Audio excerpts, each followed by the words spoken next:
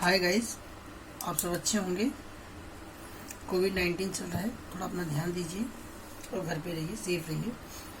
आज मैं एक अकाउंटिंग रेशो पे बेस्ड 3-4 वीडियो में सोचता हूँ कि इस चैप्टर को कंप्लीट कर सकूँ। ऐसा कुछ विचार मेरे मन में आया और मैं सभी को उसको क्लियर करके समझा सकूँ।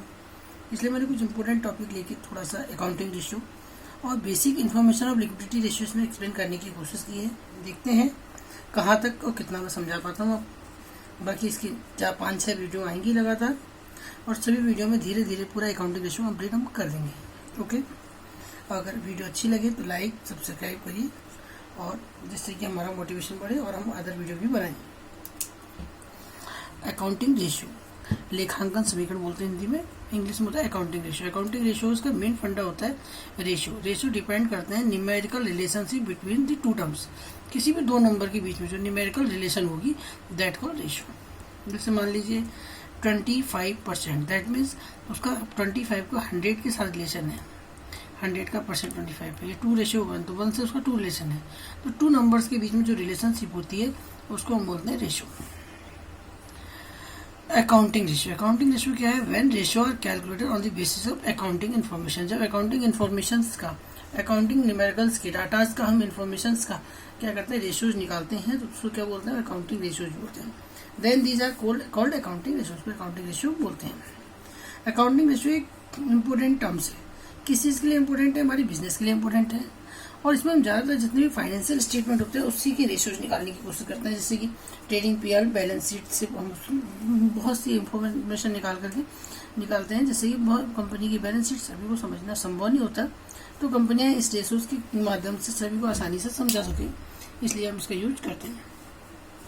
टाइप्स ऑफ रेशियोज 4 टाइप्स के होते हैं। Liquidity ratio, solvency ratio, activity ratio, turnover ratio भी बोलते हैं इसको हम, प्रॉफिटेबिलिटी रेशियो। यहाँ पर सबसे पहले जो डिफाइन करें हम लिक्विडिटी रेशियो को डिफाइन करेंगे। किसको डिफाइन करेंगे? Liquidity ratio refer to the ability of the firm to meet its current liability. तो लिक्विडिटी रेशियो जो होता है, करंट रेशियो और लिक्विड रेशियो का रिलेशन होता है। इसमें मेन मोटो जो होता है करंट लायबिलिटी की पेमेंट का होता है कि कंपनी करंट लायबिलिटी की पेमेंट कैसे करेगी, क्या करेगी, या कर पाएगी नहीं कर पाएगी, दैट मेन मोटो होता है। इसको हम जो शॉर्ट टर्म सॉल्वेंसी रेशियो भी बोलते हैं। इसके अंदर मेनली 2 रेशियोज आते हैं। ये अगर हम क्लास 12 के सिलेबस में लेंगे तो केवल 2 रेशियोज हैं, और अगर हम कॉलेज के सिलेबस में आएंगे तो 3 रेशियोज हैं। यहाँ पर फर्स्ट जो दिया हमने करंट रेशियो, जिसका सेकंड नेम है वर्किंग कैपिटल रेशियो। क्या नेम है? Working capital ratio. दूसरा लिक्विड रेशियो, जिसको हम क्विक रेशियो और एसिड टेस्ट रेशियो भी बोलते हैं। और अगर हम कॉलेज के सिलेबस में जाएंगे तो लिक्विड या एब्सोल्यूट एसिड टेस्ट रेशियो बोलते हैं, तीसरा जो होता है। ठीक है, वैसे हमने यहाँ भी 12 के अकॉर्डिंग इतना ही डिफाइन किया। ये भी कॉलेज के लिए भी सफिशिएंट है, क्योंकि आज कोविड के अकॉर्डिंग पेपर बहुत टफ नहीं आना है, चाहे वो कॉलेज का पेपर हो चाहे क्लास 12 का पेपर हो। इसलिए सिंपली पढ़ना और सिंपली समझना बहुत इंपॉर्टेंट है, लेकिन हाँ लॉजिकली पढ़ना जरूरी है। अब थोड़ा हम ध्यान देते हैं। फर्स्ट पॉइंट हमने बनाया है इसमें करंट रेशियो या working capital ratio. Current ratio are explain the relationship between current assets and current liability. तो करंट रेशियो जो है एक्सप्लेन कर रहा है रिलेशनशिप, किसके बीच में रिलेशनशिप एक्सप्लेन करता है? Current assets and current liabilities के बीच। तो करंट रेशियो का फॉर्मूला आपको पता होगा, current assets upon current liability. Current ratio का फॉर्मूला क्या होता है? Current asset upon current. अगर मैं करंट रेशियो की आइडियल रेशियो की बात करें या स्टैंडर्ड रेशियो की बात करें, 2:1 होता है। तो ये आइडियल रेशियो, स्टैंडर्ड रेशियो क्या होता है? दैट मीन जिस कंपनी की कंडीशन 2:1 जिसकी रेशियो है उस कंपनी की कंडीशन बेस्ट है। बेस्ट का मतलब उसकी एसेट डबल है लायबिलिटीज के, दैट मीन्स वो आराम से अपनी लायबिलिटीज की पेमेंट कर सकती है। अब इसमें एक कंफ्यूजिंग पॉइंट आता है कि करंट एसेट्स क्या है, करंट लायबिलिटीज क्या है, इसको भी एक्सप्लेन करना जरूरी है। तो हम यहाँ करंट एसेट को एक्सप्लेन करते हैं। Include those assets which can be converted into cash with in a year. वो एसेट्स में आती है जो एसेट्स क्या होती है 1 ईयर में कैश में कन्वर्ट हो जाती है। करंट इन्वेस्टमेंट कैश में बहुत जल्दी कन्वर्ट हो जाता है। इन्वेंट्री का जो सेकंड नेम है स्टॉक है, ये भी कैश में आसानी से कन्वर्ट हो जाते हैं। ट्रेड रिसीवेबल का मतलब होता है डेटर और रिसीवेबल, चाहे वो बिल रिसीवेबल्स हों, चाहे सिंपल रिसीवेबल हों, चाहे अदर रिसीवेबल्स किसी नाम से आ जाए, वो सब रिसीवेबल्स और डेटर्स इसी में आते हैं। Trade receivable. Cash and cash equivalent, what do you mean by cash and cash equivalent? Cash and cash equivalent, cash है कैश की जैसा, जैसे जो कैश है या बैंक है या मार्केटेबल सिक्योरिटी है, that means cash and cash equivalent. फिर है short term loan and advance. अब लोन तो हो नहीं सकता एसेट्स, दैट मीन्स ये short term loan and advance में एडवांस ही है ये। अदर करंट एसेट्स जैसे प्रीपेड एक्सपेंसेज हैं, प्री पेड मैंने जेट में आप किसी ने प्री मैंने पहले पेड कर दिया ऐसा खर्चा, वो हमारी एसेट्स होती है। एक्रूड इनकम जो हमने भी कमा लिया और हमें मिली नहीं, दैट मीन्स वो भी हमारी एसेट्स है। एडवांस टैक्स जो हमने एडवांस पेड कर दिया, ये भी क्या है, प्रीपेड है। तो ये चीज़ें होती हैं हमारी करंट एसेट्स। अगर हमने करंट रेशियो को समझना है तो करंट एसेट्स और करंट लाइबिलिटीज को समझना जो है कंपलसरी है। फिर नेक्स्ट पॉइंट आता है हमारा current liability, including those liquidity which can be payable in a year. वो लाइबिलिटीज जो हम 1 ईयर में क्या कर सकते हैं, पेमेंट कर सकते हैं, मतलब जो कि कैश में पेड हो जाएंगी, वो क्या होगी, करंट लाइबिलिटी। अभी हमने बैंक ओडी लिखा, बैंक ओवरड्राफ्ट, मतलब जब हम कोई बैंक से पैसे ज्यादा निकाल लेते हैं, दैट मीन बैंक ओवरड्राफ्ट क्या होता है, करंट लाइबिलिटी होता है। इसी के साथ साथ शॉर्ट टर्म लोन भी जो होते हैं करंट लाइबिलिटी होते हैं, लेकिन अगर वो लॉन्ग टर्म हो गए तो करंट लाइबिलिटी नहीं होते। फिर ट्रेड पेबल, जैसे हमने ऊपर रिसीवेबल के लिए बताया था, यहाँ क्रेडिटर, बीपी, अदर पेबल होते हैं। अनपेड डिविडेंड, जो डिविडेंड पेड नहीं किए। इंटरेस्ट एक्रूड, मतलब इंटरेस्ट देना था। इनकम रिसीव इन एडवांस, कोई इनकम ने एडवांस में रिसीव कर ली, किसी ने हमें पैसे एडवांस दे दिए, आप कोचिंग पढ़ रहे हैं और आपने फीस एडवांस दे दी, तो सर के लिए क्या लाइबिलिटी है, वो इनकम रिसीव इन एडवांस समझिए, और आपकी तो वो एसेट्स है।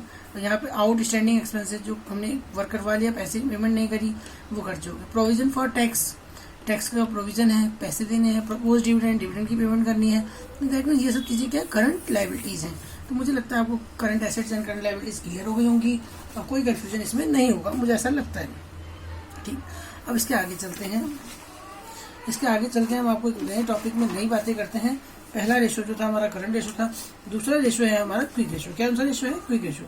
क्विक रेशो का जो फॉर्मूला होता है वो क्या होता है, एसिड टेस्ट रेशो बोलते हैं। क्या बोलते हैं इसको, acid test ratio. Acid test ratio या हम इसको लिक्विड रेशो भी बोल सकते हैं। क्विक रेशो के ये फॉर्मूले होते हैं, इनको 3 नामों से हम जानते हैं, quick ratio, acid test ratio या लिक्विड रेशो। इन तीनों को ध्यान देंगे। As such the ratio quick ratio is calculated by dividing liquid asset by current liability. इसमें हम क्या करते हैं, लिक्विड एसेट को करंट लायबिलिटी से अगर डिवाइड करेंगे तो जो भी आता है उसमें क्या बोलते हैं, क्विक रेशो बोलते हैं। क्या बोलते हैं, क्विक रेशो। क्विक रेशो की थोड़ी सी एक इंपॉर्टेंट थिंग ये होती है जो मैं बताना आपको चाहता था। इसमें मेन इंपॉर्टेंट पॉइंट क्या होता है, मेन इंपॉर्टेंट पॉइंट ये होता है इसके अंदर क्विक रेशो में, अगर हम ध्यान देंगे, क्विक रेशो का नाम liquid ratio, acid test ratio और आपको पता ही है, लेकिन लिक्विड एसेट और करंट लायबिलिटीज के बीच रिलेशन होता है। किसके बीच रिलेशन होता है, लिक्विड एसेट और करंट लायबिलिटीज। तो करंट लायबिलिटीज तो आपने पहले ही करंट रेशो में सीख ली थी, अब बचती है लिक्विड एसेट्स में क्या क्या चीजें होती हैं। तो लिक्विड एसेट निकालने के लिए current asset minus stock minus prepaid expense. कई बुकों में यहाँ दोनों को एक साथ करके बीच में प्लस का साइन होता है, इसका मतलब अंदर माइनस ही होता है। कई बच्चे कंफ्यूजन होंगे, इसलिए कंफ्यूज नहीं होना है।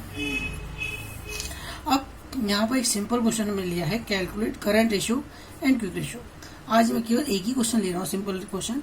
इसके बाद में इसी टॉपिक के कुछ अलग अलग 5-6 क्वेश्चन लेके पूरी करंट रेशियो क्विक रेशियो को क्लियर करने की आपके साथ कोशिश करूंगा, आप उसे ध्यान दीजिएगा। सबसे फर्स्ट है करंट इन्वेस्टमेंट। तो करंट इन्वेस्टमेंट कितना की माने 54,000। अब थोड़ा इसमें मार्क करेंगे, मार्क में क्या क्या करेंगे, हम ये चेक करेंगे कौन सी चीज़ें करंट एसेट्स हैं, कौन सी चीज़ें करंट लायबिलिटी हैं। अब आपके सामने हमने बातें करी बहुत देर तक, हमने जो फॉर्मेट लिया था उसमें चेक कर सकते हैं हम एक एक चीज़ों को।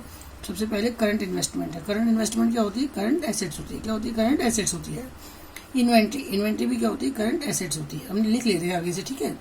ट्रेड रिसीवल भी क्या होता है, करंट एसेट्स होता है। प्रीपेड एक्सपेंसेस भी क्या होता है, करंट एसेट्स होता है। फिर एडवांस टैक्स भी क्या होता है, करंट एसेट्स होता है। शॉर्ट टर्म बोरिंग मैंने शॉर्ट टर्म है और बोरिंग मैंने लोन है, तो ये क्या हो गया, करंट लायबिलिटी हो गया। क्या हो गया, करंट लायबिलिटी। ट्रेड पेबल भी क्या हो गया, करंट लायबिलिटी हो गया। शॉर्ट टर्म प्रोविजन भी करंट लायबिलिटी हो गया। अदर करंट लायबिलिटी भी करंट लायबिलिटी है। लेकिन बिल्डिंग जो होता है हमारे क्वेश्चन में नहीं आता, तो बिल्डिंग को हम क्या कर देंगे, कट कर देंगे। अब आगे की बात हम करते हैं। अगर आगे हम देखें कि कैसे इस क्वेश्चन को सॉल्व करेंगे, तो हमको दोनों चीज़ें निकालनी आनी चाहिए। करंट रेशो का भी फॉर्मूला आना चाहिए और लिक्विड रेशो का क्विक रेशो का फॉर्मूला भी आना चाहिए। अब हम इस पेज को अपने पास रखते हैं और इसमें हम इसको सॉल्व करने की कोशिश करते हैं। तो फर्स्टली हमने लिखा करंट रेशो। आपको ध्यान से पहले रेशो लिख देना चाहिए। फॉर्मूला आपको पता है, current assets upon current liability. मैंने सी अपॉन CL लिखा है यहाँ पर, क्योंकि वीडियो में टाइम लगता है। आप लोग थोड़ा इसको ध्यान दीजिएगा, अपनी कॉपी में फुल लिखिएगा। अब करंट एसेट में क्या क्या चीज़ें हैं हमने यहाँ लिखा था। सबसे पहले पॉइंट क्या है, करंट इन्वेस्टमेंट। तो हमने यहाँ लिखा 54,000। और हम चाहें तो यहाँ लिख सकते हैं current investment SSCI plus inventory मैंने स्टॉक भी होता है। इन्वेंट्री कितने की, 5,000। हमने स्टॉक लिख दिया इन्वेंट्री की जगह। चलिए, ट्रेड रिसीवर कितने के हैं, 2,000, तो हमने यहाँ TR लिख दिया। फिर क्या है, प्रीपेड एक्सपेंसेस। प्रीपेड एक्सपेंसेस कितने के 2000। फिर क्या है इसके बाद एडवांस टैक्स, कितने का एडवांस टैक्स है 8000। ये हमारी टोटल क्या होगी करंट एसेट हो गई 54,5,2,2,8। अगर हम इसको प्लस करेंगे तो कितना आएगा, प्लस करिए 54 और 5 कितना हो गया 59, 59 और 2 9 और 2 कितना हो गया 61, 61 और 10 कितना हो गया 71,000 हो गया। ऐसे हमको निकालना होगी ओवर करंट लायबिलिटी। तो करंट लायबिलिटी में क्या कहेंगे, शॉर्ट टर्म बोरोइंग, अभी हमने लिखा था ना, तो शॉर्ट टर्म बोरोइंग कितना हो गया 20,000 plus trade payable, trade payable कितने के 2500 के हैं, plus short term provision, short term provision कितने का है 3000 का है, plus other current liability, other current liability कितने की है 5000 की है। बिल्डिंग इसके बाद आता नहीं, तो हमने इसको प्लस कर लेना है, 5 और 3 8, 8 और 2 10, तो 30,500 आएगा। अगर हम इस फॉर्मूले में रखेंगे current assets upon current liability, तो यहाँ आएगा 71,000 अपॉन 30,500।